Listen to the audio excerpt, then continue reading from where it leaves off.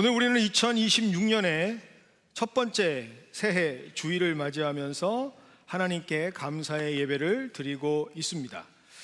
여러분, 입에 2026년이 익으세요?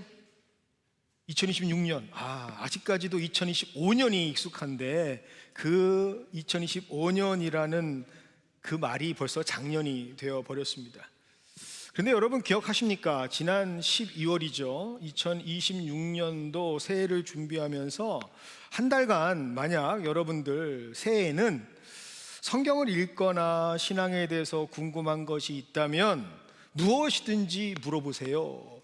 그 질문을 가지고 함께 설교로 나누겠습니다 라고 했었습니다. 기억하십니까? 네. 그래서 그 많은 질문들 가운데 오늘 첫 질문을 여러분들과 함께 나누기를 원합니다. 이런 질문이 있습니다. 목사님, 임종 예배 시 구원 영접을 받으면 정말 천국을 갈 수 있나요? 정말 평생을 제멋대로 살다가 마지막에 말도 못하면서 고개만 까딱이면 천국에 갈 수 있다라는 것이 어떤 면에서는 참으로 이해가 되지 않고 공정하지 않은 것 같습니다. 이것을 어떻게 이해해야 할까요? 라고 물으시는 분이 있습니다. 자, 여러분, 이거에 대해서 우리는 배웠죠? 몰라요? 자, 설명을 제가 차츰 해드릴 테니까 자, 우리 결론부터 내립시다. 자, 천국을 갈 수 있다 하는 분들은 아멘. 아니다, 절대 못 간다, 그럴 수 없다 하는 분들은 노멘. 노멘도 있네요. 자, 여러분, 이러한 질문에 관해서는요, 여러분들 어디서 답을 찾아야 할까요? 여러분, 모든 신앙의 궁금증이나 성경의 질문들의 답은 하나님께서 계시하신 말씀에서 찾아야 합니다. 아무리 목회자라 할지라도 강대상에 올라서서 성경에 근거 없이 갈 수 있습니다, 아니요, 가지 못합니다 라고 하는 거는요, 그건 있을 수가 없는 일입니다. 저희는 성경, 하나님의 말씀을 근거로 해서 저희가 무엇이 정답인지를 찾게 되는 거죠. 자, 그러면 성경은 뭐라고 말씀할 수 있을까? 우리가 가장 임종 예배와 동일한 상황과 조건을 성경에서 찾아본다면 여러분, 아마도 십자가 위에서 구원을 받은 사람, 이 사람이 가장 비슷할까라는 생각이 듭니다. 그래서 누가복음 23장 42절은 이렇게 기록되어 있죠. 이르되 예수여, 당신의 나라에 임하실 때에 나를 기억하소서 하니. 자, 이때 예수님께서 어떻게 말씀하셨는지 여러분 다 알고 있죠? 자, 43절입니다. 예수께서 이르시되 내가 진실로 내게 이르노니 오늘 내가 나와 함께 낙원에 있겠다라고 말씀을 하셨습니다. 자, 여러분, 이 사람의 이름 성경 앞만 뒤져봐도 그 이름이 나와 있지 않습니다. 신원 미상입니다. 그런데 정확하게 이 사람에 대해서는 성경이 뭐라고만 기록하고 있는가? 누가복음을 근거로 하면 행악자라고 기록이 되어 있습니다. 여러분, 행악자, 말 그대로 악을 저지른 사람이다라는 뜻이 되겠죠. 여러분, 예수님께서 십자가에 달리신 것은 이해가 돼요. 그런데 옆에 있었던 두 사람은요, 그냥 아무나 십자가에 달리는 게 아닙니다. 십자가에 달릴 때도 당시에는 분명한 이유가 있었습니다. 당시 십자가형은요, 국가 반역죄, 그리고 폭동을 일으키거나 소요하는 선동죄, 그리고 강도라 하더라도 그냥 강도가 아니고요, 무장 강도라든지 살인 강도에 해당하는 중범죄자만 십자가에 매답니다. 공공의 질서를 파괴하고 위협했던 사람들에게 내리는 중범죄의 형 집행이 바로 십자가형이었죠. 자, 그렇다면 이 사람은 어떤 사람이었는가 여러분이 이해하실 수 있을 거예요. 이 사람은 죄인 중에서도 어떤 죄인이죠? 중한 죄인입니다. 뭐 다 죄인이에요. 작은 죄를 져도 죄인이고 큰 죄를 져도 죄인인데, 그래도 그 죄의 경중을 따진다면 무거운 죄를 진 사람이다라고 얘기할 수 있겠죠. 자, 이런 사람이 과연 하나님을 믿고 선행을 했다라고 얘기할 수 있을까요? 대답을 안 하시기로 작정을 하셨나요? 아니, 이런 사람이 선행을 했다라고 생각할 수 있어요? 어렵죠. 그런 가능성은 희박합니다. 이 사람이 정말 신앙을 가지고 하나님이 원하시는 일들을 했었다라고 볼 수가 없어요. 그런데 예수님은 그 행악자의 삶, 지금까지 이 사람이 어떻게 살았느냐라고 하는 것에 대해서 말씀하지 않습니다. 예수님께서 딱 집중하시는 요점은 하나밖에 없어요.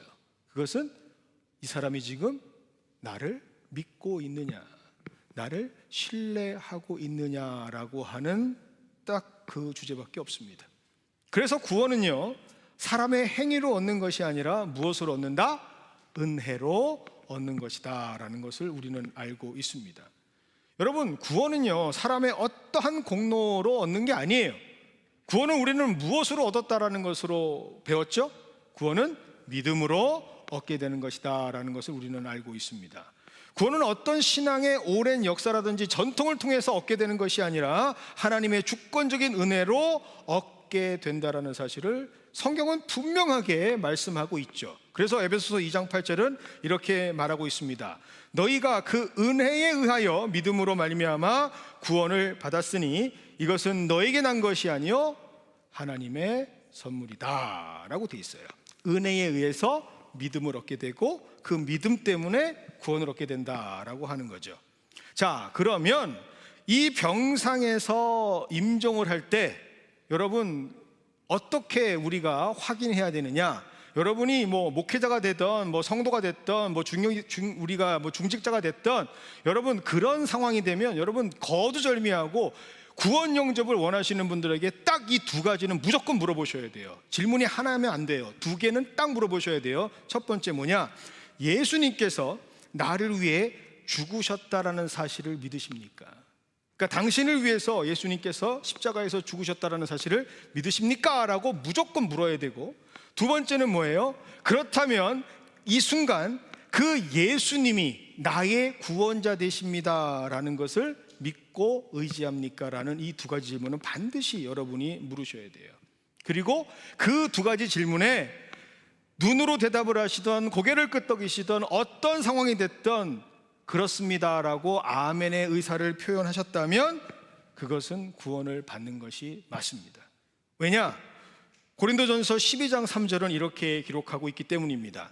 그러므로 내가 너희에게 알리노니 성령으로 아니하고는 누구든지 예수를 주라 할 수 없다라고 성경이 기록하고 있기 때문이죠. 여기까지는 여러분 다 알고 계셨던 거 맞죠? 그래서 침묵하셨던 거 맞죠? 네. 그런데 여러분 여기에서 우리가 반드시 확인해야 될 사안이 있다는 거 아세요? 다시요. 누구든지 예수를 주라 시인하는 사람은 성령께서 역사하셔서 그 하나님의 역동적인 도우심 때문에 우리가 고백할 수는 있는데 그 고백하는 과정이 계속해서 성령의 도우심 가운데에 복음의 프로세스와 함께 움직인다라는 거예요. 단순하게 그냥 갑자기 하는 게 아니고 성령께서 도우시는 과정을 정확하게 우리에게 말씀해 주신 말씀이 있어요. 그게 복음의 프로세스예요. 그 프로세스가 뭐냐? 바로 여러분들이 알고 있는 로마서 10장 10절입니다. 로마서 10장 10절이 뭘까요? 사람이 뭐라요? 마음으로 믿어 의에 이르고 입으로 시인해서 구원 얻는다 라고 말씀하셨죠. 그러니까 성령께서 도우실 때 믿음이 우리의 마음에 생기는 거예요. 그래서 그 마음으로 믿는다고 하는 그 고백이 의로 여겨지고 입으로 시인할 때 우리는 구원을 얻게 되는 거죠. 아시겠죠? 이게 동시에 일어나는 겁니다. 그런데 이때 여러분 이 마음은요 누가 주시는 마음일까요? 하나님이 주시는 마음이에요. 그래서 여러분 로마서 1장 17절은 이렇게 기록하고 있습니다.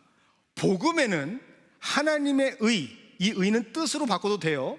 복음에는 하나님의 뜻이 나타나서 믿음으로 믿음에 이르게 한다라고 되어져 있습니다.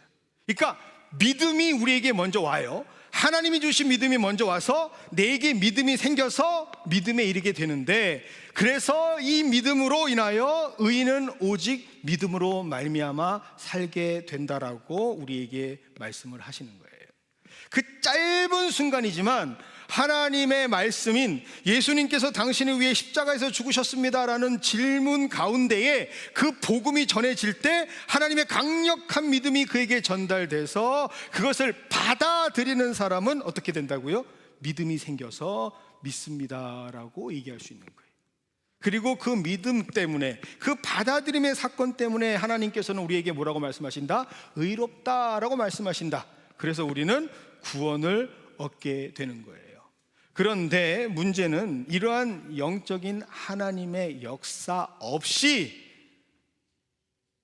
단순히 지옥 가기 싫어서, 내지는 내가 믿지는 않는데, 난 사실 믿어지지도 않는데 내가 죽는다라고 하는 사실을 지금 내 가족들, 사랑하는 사람들이 함께 보고 있으니까 그냥 내가 안 믿는다라고 해서 가면 저들이 섭섭해하기도 하고, 이렇게까지 목사님도 모시고 오고 많은 사람들 모시고 와서 나에게 구정원 영접을 해준다는데 까짓거 그냥 눈 질끈 감고 믿는다고 하자라고 하면 여러분 구원 받을 수 있겠습니까?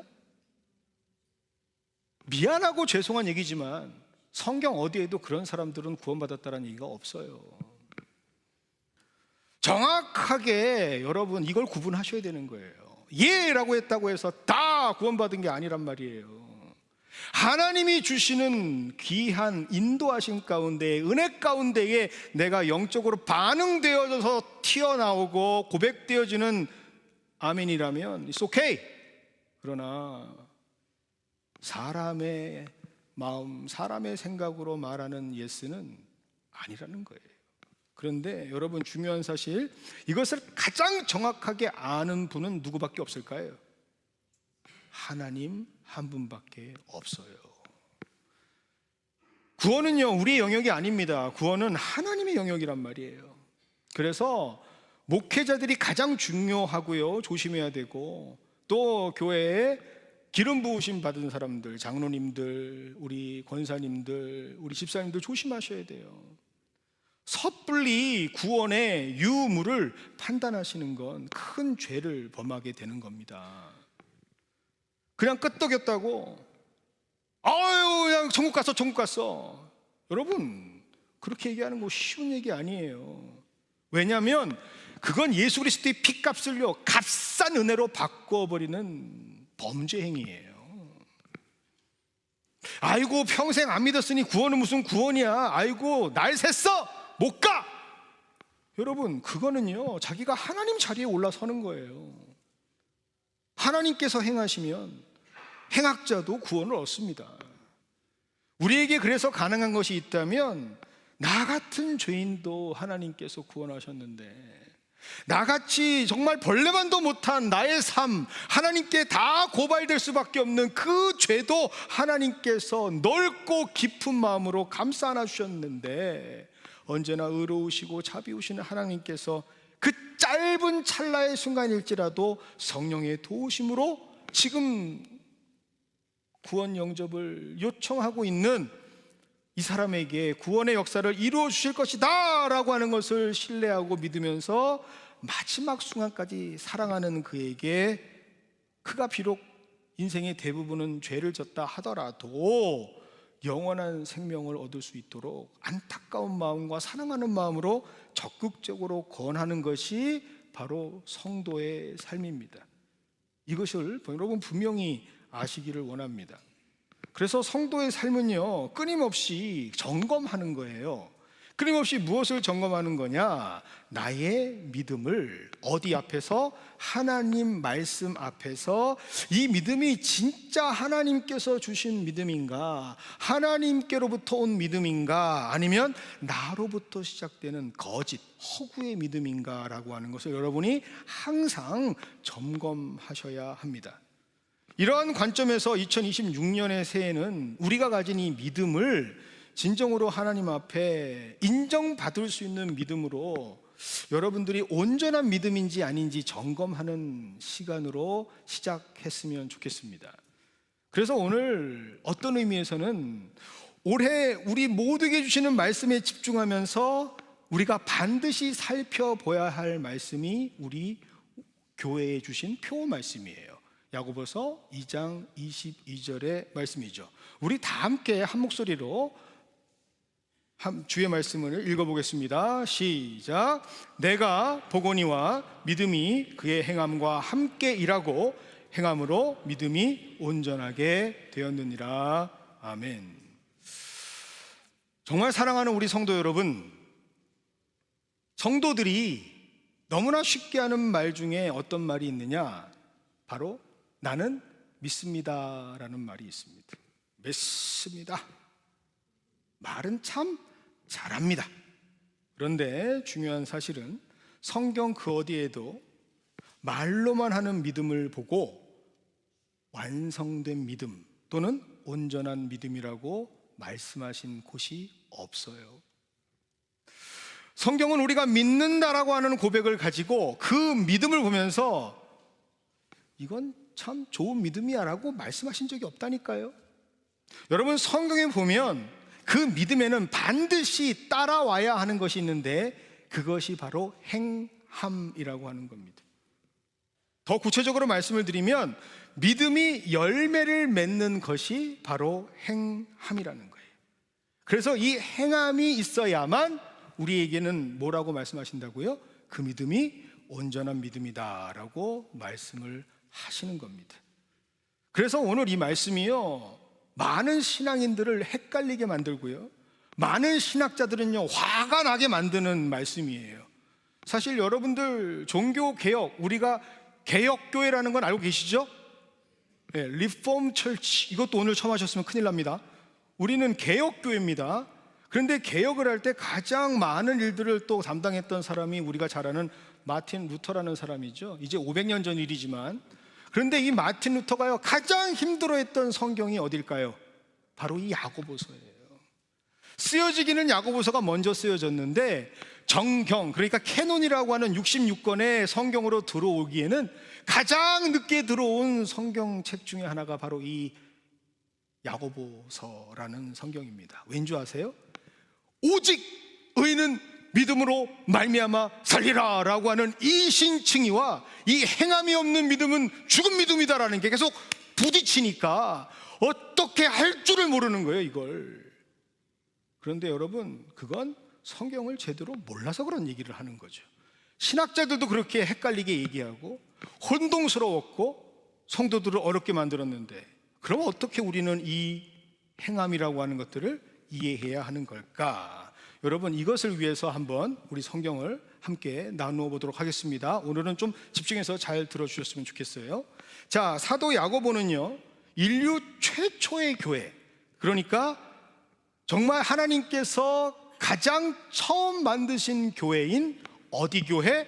예루살렘 교회를 실제로 목회했던 담임 목사가 바로 야고보라고 하는 사도입니다.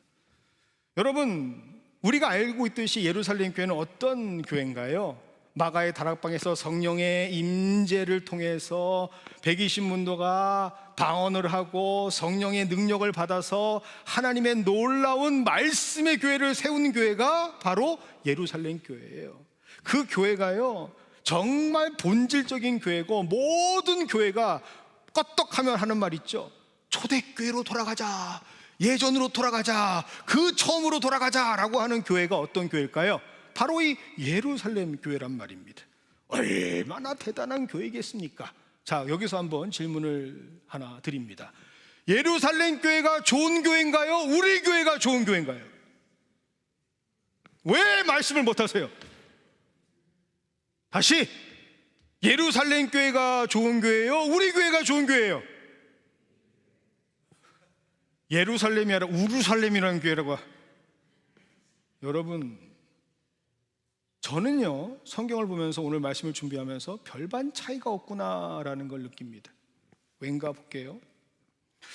당시 너무나도 귀하고 귀한 그 교회, 예루살렘 교회를 목회하던 야고보에게는 도무지 해결하지 못하는 고민이 하나 있었습니다.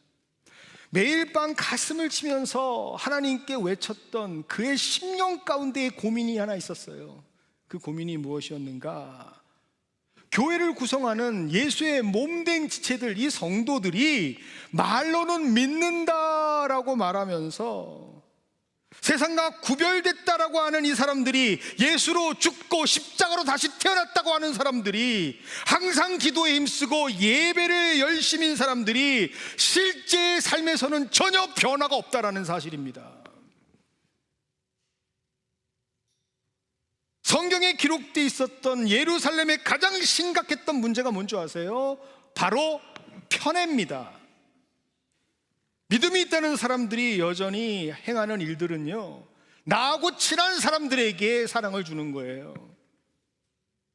나에게 가까운 사람들에게 구제를 베푸는 거예요. 여전히 내 식구들만 챙기는 거예요. 여전히 교회에서도 편을 가르고 층을 나누면서 입으로는 우리는 사랑하고 있다, 우리는 구제하고 있다, 서로 돕고 있다라고 주장했지만 그들의 삶 가운데는 열매가 없었단 말입니다. 입술만, 고백만 무성한 믿음의 사람들이었던 거죠. 여기에 사도 야고보는 분명한 하나님의 뜻을 전할 수밖에 없었던 겁니다. 그게 바로 본문 19절의 말씀이죠. 내가 하나님은 한 분이신 줄 믿느냐? 잘하였도다. 귀신들도 믿고 떠느니라. 여러분, 오늘 이런 말씀이 성경에 있었다라는 사실 여러분 아셨나요? 정말 거칠고 도전적인 말씀 아닙니까? 믿는다는 거, 말로만 믿는다고 하는 거, 잘한다, 그건 귀신들도 하는 거야. 여러분, 오늘 성경은 이렇게 말하고 있습니다. 오늘 말씀을 준비하면서 곰곰이 생각을 해봤습니다. 좀 너무 거칠지 않나? 이걸 어떻게 성도들에게 전할까? 그런데 제가 이 성경 말씀을 준비하고 설교를 준비하면서 여러 영상들을 봤더니 이 말씀이 맞아요. 왜요?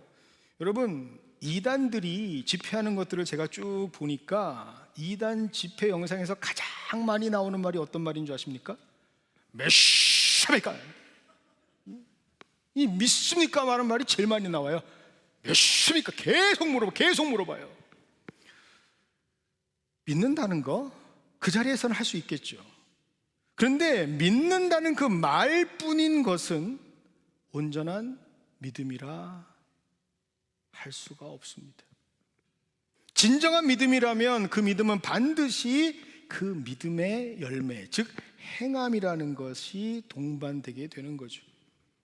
그런데 그것이 없이 어떻게 믿음이라고 말할 수 있겠느냐라고 오늘 야고보는 말하고 있습니다.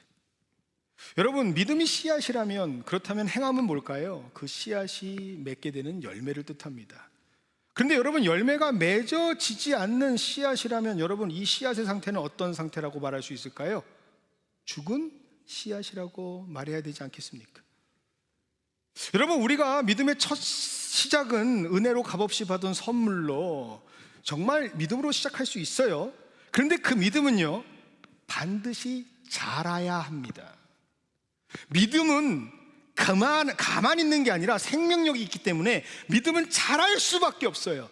그래서 그 믿음은 행함으로 열매를 맺게 되는 것이 당연한 하나님의 법칙이에요. 그런데 열매를 맺고 있지 않다? 그렇다면 지금 상태는 어떤 상태일까요? 뭔가 문제가 심각한 상태라는 거예요. 어쩌면 죽어있는 상태다라고까지 얘기할 수 있겠죠. 사실 열매로 그 존재가 진짜인지 가짜인지를 알 수 있다라고 말씀하신 분은 바로 예수님이십니다. 예수님께서 마태복음 7장 16절과 20절을 통해서 뭐라고 말씀하셨느냐? 그들을 무엇을 보고? 열매를 보고 알겠다라고 말씀을 하셨어요.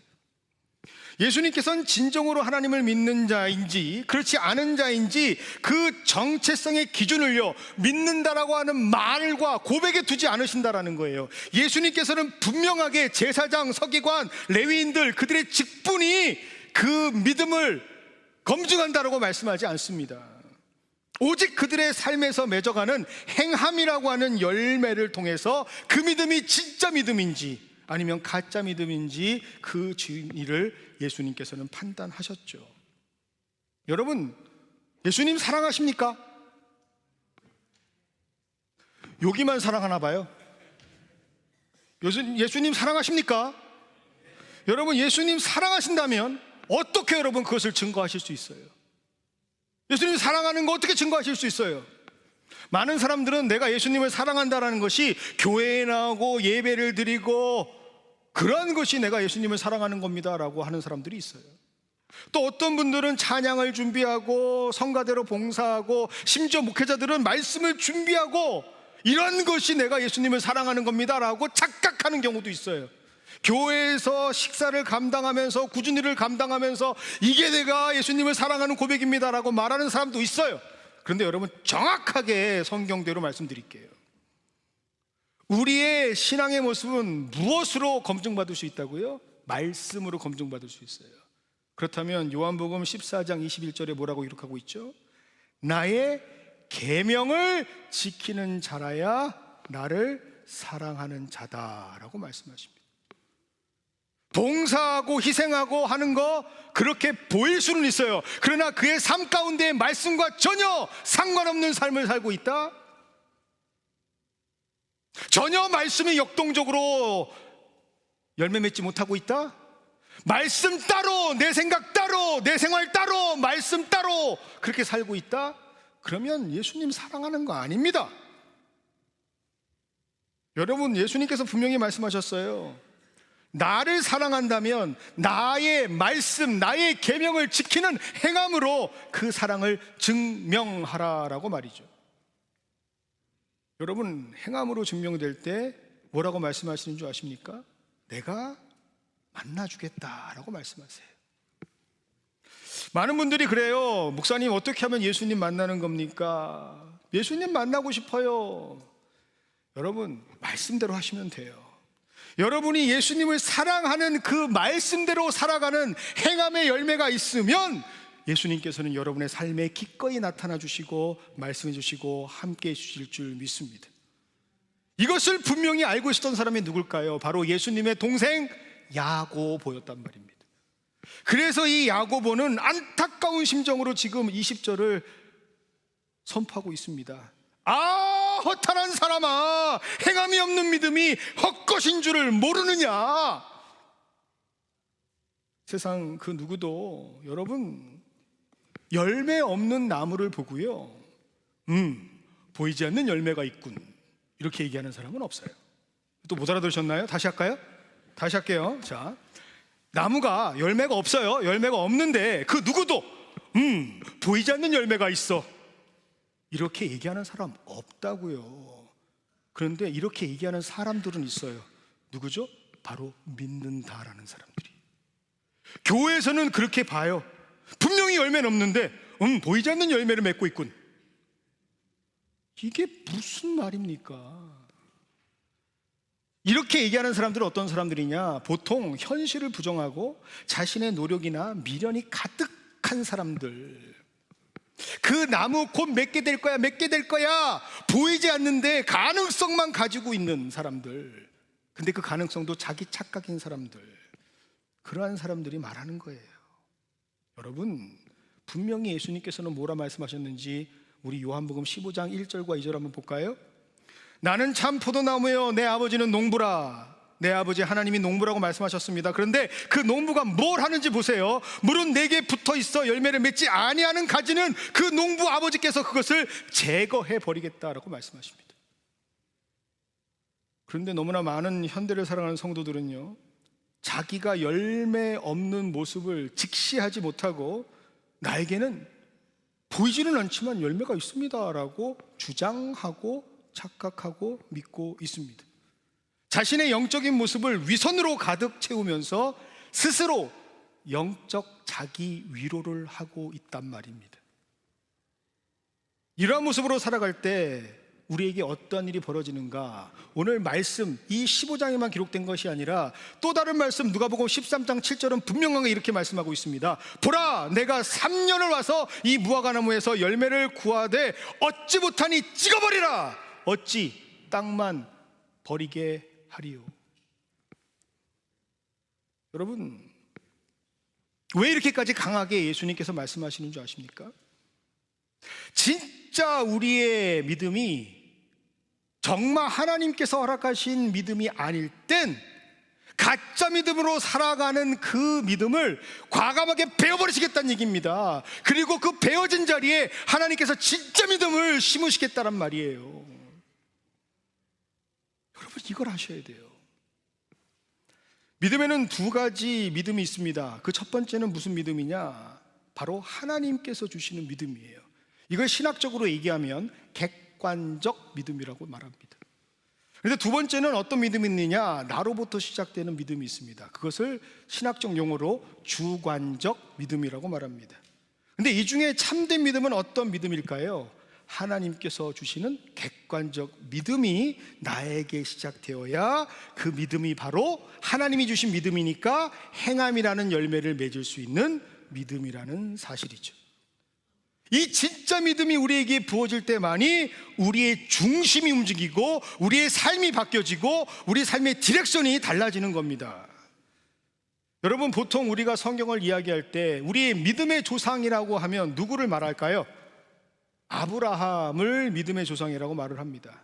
그런데 여러분, 성경은 아브라함이 독특하고 특별한 믿음을 가지고 있어서, 돈독한 믿음을 가지고 있어서 믿음의 조상이 되었다라는 말을 적어두지 않았어요.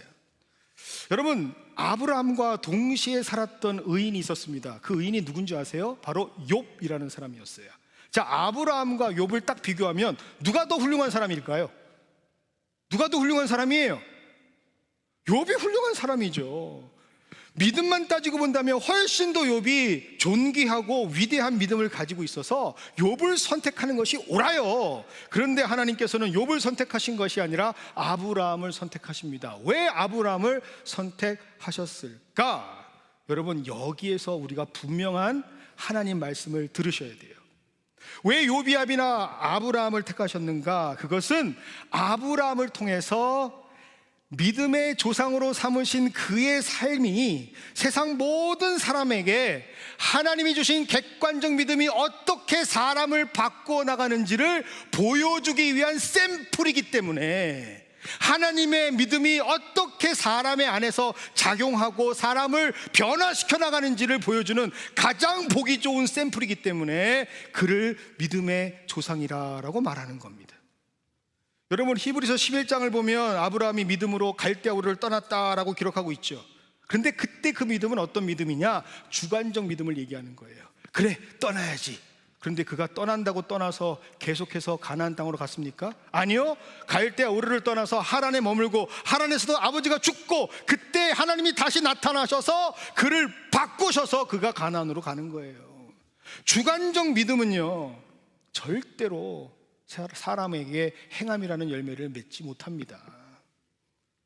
그런 못난 인간 아브라함에게 하나님께서는 객관적인 믿음을 허락하신 것이고, 그 객관적 믿음이 그를 바꾸기 시작하고 정말 부인도 팔아먹고 여러 거짓말을 하고 그렇게 세상 사람들과 구별도 안 되는 삶을 살던 그 아브라함을 모리아 산에서 아들을 바칠 수 있는 순종의 사람으로 바꿔나가는 그 믿음, 그게 바로 객관적인 믿음이고 그것이 바로 믿음의 사람의 삶이다라는 것을 보여주시기 위해서 하나님께서는 우리에게 아브라함을 믿음의 조상으로 보내주신 거죠. 아브라함의 믿음이 주체가 아니라 하나님이 주신 믿음이 주체가 되고 그를 바꾸면서 그가 행함의 열매를 맺어갈 때 하나님께서는 그를 온전한 믿음의 사람이다 라고 말씀하시는 거예요. 그걸 하나님께서는 분명하게 야고보를 통해서 우리에게 선포하고 있습니다. 여러분, 믿음 생활 오래 하시는데 지치세요? 많은 분들이 교회를 다니시면서 믿음 생활 한다고 하면서 사실은 말 못할 응어리들을 가슴속에 하나씩 가지고 살아갑니다. 그 누구에게도 내놓지 못하는 슬픔, 분노, 아픔.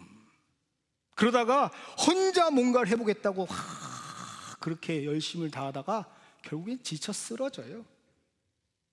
그리고 다시 시작하길 원하는 마음으로 교회들을 옮깁니다.